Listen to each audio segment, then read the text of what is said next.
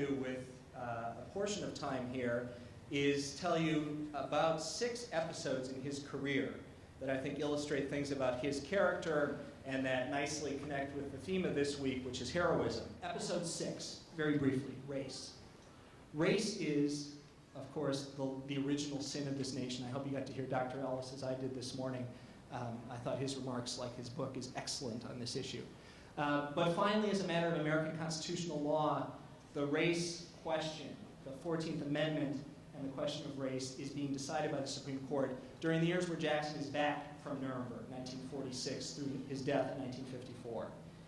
Jackson has a serious heart attack on March 30th, 1953, when Brown versus Board of Education is a pending case. He directly leaves his hospital bed to be back on the bench, to be visibly part of the unanimous court on May 17, 1954, that strikes down school segregation in Brown versus Board of Education. And I've heard from people who were there that when the justices stepped through the velvet drapes and the press corps, the lawyers, etc., saw Jackson, they knew what was happening. Not only that he was back and that Brown was being decided, but that Linda Brown had won this case. Now here's where it gets complicated. The historical records show that Robert Jackson was a latecomer in signing on to the Chief Justice Warren opinion that invalidated segregation, as we know, Brown versus Board of Education. What Jackson was anguishing about is the same thing he was anguishing about in the Korematsu case, doing it in the name of the Constitution.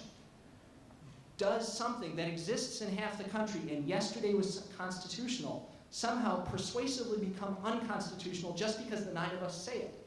Do we throw the name of the Constitution around? And can we do that persuasively on the basis of historical evidence? This is what the 14th Amendment meant and needs to mean.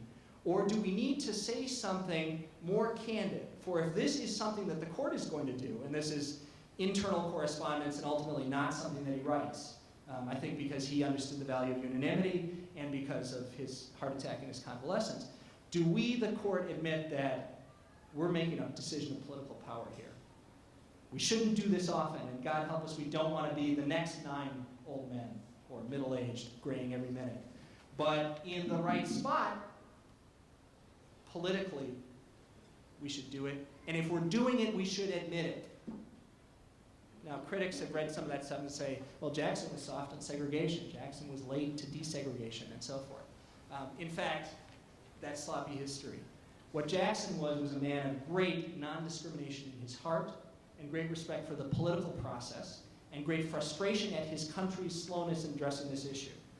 And I'll close by reading you a paragraph from an otherwise unimportant case where he took the trouble to write something that I think goes to this. This is throwing out the criminal convictions of 2 black teenagers who were accused of raping a white woman in the South in 1950.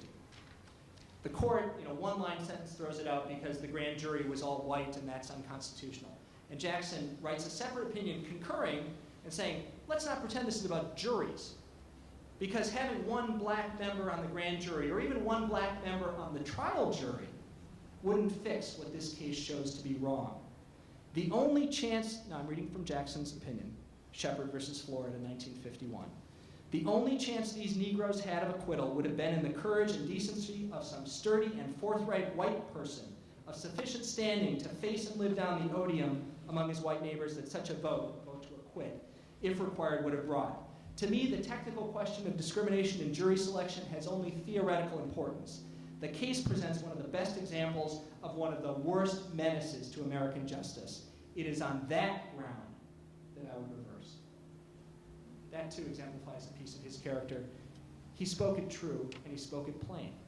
And he did it eloquently, and that, I think, too, is part of what makes him heroic. Thank you.